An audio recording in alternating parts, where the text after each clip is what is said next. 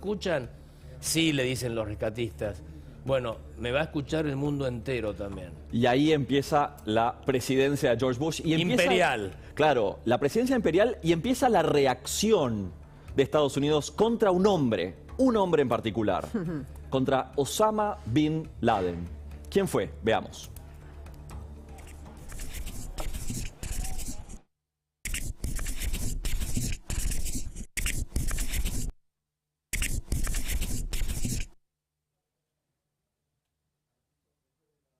Nada predestinaba a un niño de familia rica saudí nacido en 1957, que trabajaba en los negocios de construcción de la familia, a convertirse en emblema del terrorismo internacional.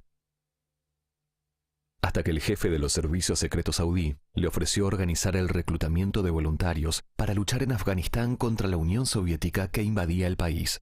El islamismo combatía el expansionismo soviético, algo bien visto por los Estados Unidos. Con dinero saudí y estadounidense, Bin Laden reclutó y formó sus grupos paramilitares. Los soviéticos se fueron en 1989. Bin Laden quiso seguir y siguió. En 1993, un coche bomba sacude la planta baja de la torre norte del World Trade Center. 6 muertos.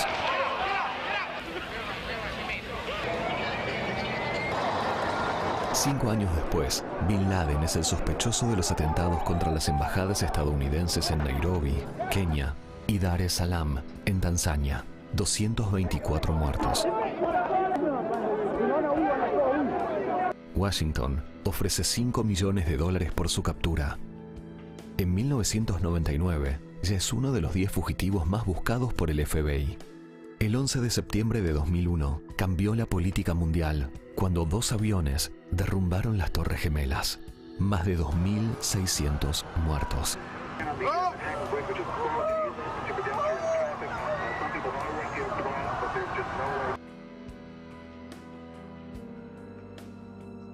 Bin Laden y Al Qaeda son señalados de inmediato. Unos días después, Bin Laden celebra el atentado. Afirma que Estados Unidos tan solo recoge el fruto de lo que ha sembrado en Oriente Medio.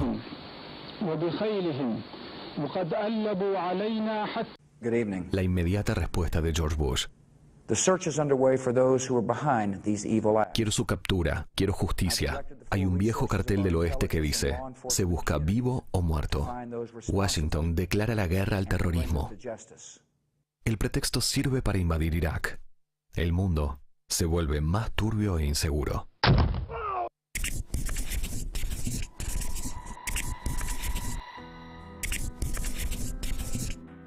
Un hombre cuya creatividad para la destrucción logró algo realmente increíble. Nos acompaña Gustavo Sierra para tratar de conocer un poco mejor quién fue y cómo lo hizo, que es uno de los grandes interrogantes que tenemos ahora. Y impresionante, se busca vivo o muerto. Sí. Era lo que hablábamos recién, el presidente imperial volviendo a la ley del oeste.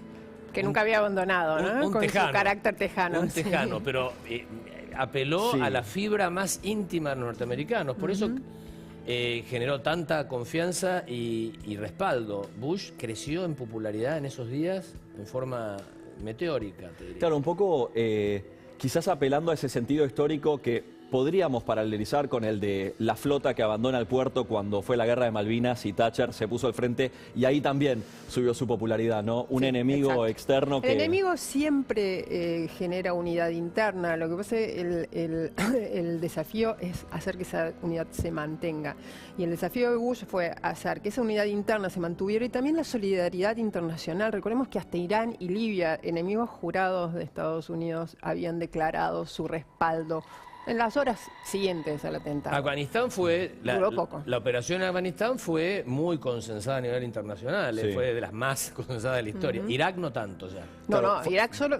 Sí, fue. La alianza que invadió Afganistán tenía 51 naciones. Claro. Claro, incluyendo toda la OTAN, Exacto. todos los aliados naturales de Estados Unidos, más hasta algún país latinoamericano. Sí. Creo Honduras participó con una Honduras y mínima Guatemala, me contribución. parece, sí. O Guatemala, Sí, sí. Colombia, en un momento estaba Colombia, por... sí. Y nosotros no nunca participamos llegó. porque no estaba Menem en ese momento, si no No. íbamos seguro. Pero digo, y contó con el visto bueno del Consejo de Seguridad de Naciones Unidas. Sí, sí.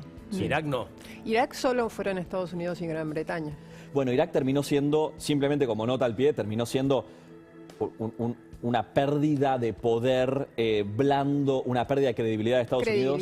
Y además otra cosa, no solo la pérdida de credibilidad y la derrota militar en cierta forma, sino también de la dispersión del gobierno de Saddam Hussein. Claro. De los grupos sunistas que lo apoyaban, surgió Estado Islámico, ISIS. Claro. Entonces, claro. o sea, unos cuantos años después. De Guatemala a Guatepeor. Exacto. Claro. Entonces, vamos a volver a hablar sobre el final del programa del presente de la región y vamos a volver a hablar de Estado Islámico porque es una de las piezas fundamentales acá. Pero no quiero devorar más la llegada de Gustavo Sierra. Gustavo, ¿qué tal? Muy buenas tardes. Gracias por ser parte de este programa especial.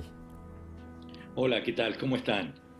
Gustazo. Gustavo, contame, ¿quién fue Bin Laden y cómo fue que logró lo que logró? Porque terroristas había muchos, pero ¿qué lo hacía distinto? Bin Laden es un invento realmente de la CIA cuando los servicios especiales estadounidenses, para ponerlo de alguna manera, apoyaron a los mujahidines que luchaban contra la invasión soviética a Afganistán. Le proporcionaron armas, le dieron dinero para que pudiera armar lo que se llama Al-Qaeda, que es la lista, y es una lista de combatientes que querían llegar ahí a defender, digamos, la fe religiosa contra el invasor a un territorio islámico, en ese momento los soviéticos, y no se dieron cuenta que estaban armando un monstruo que después se le vendría en contra. Claro, y Gustavo, acá vos conocés muy bien la región, has cubierto distintas acciones bélicas, etcétera, en la zona, además de haberla recorrido extensivamente.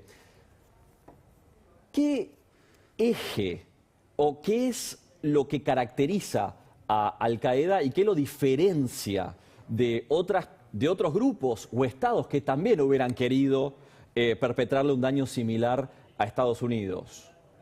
Al-Qaeda está muy bien organizada desde el principio y tiene mucho tiempo de rodaje. Imagínate que empezó en los años 80 las primeras idas y vueltas, en los 90 se consolidaron y por lo tanto cuando produjeron el ataque del 2001 ya tenían una cantidad muy grande de ataques anteriores y estaban organizados por esta lista que había armado Bin Laden. Pero al mismo tiempo tenemos que tener en cuenta que tenían unos centros de entrenamiento en Afganistán muy sofisticados. Yo estuve ahí.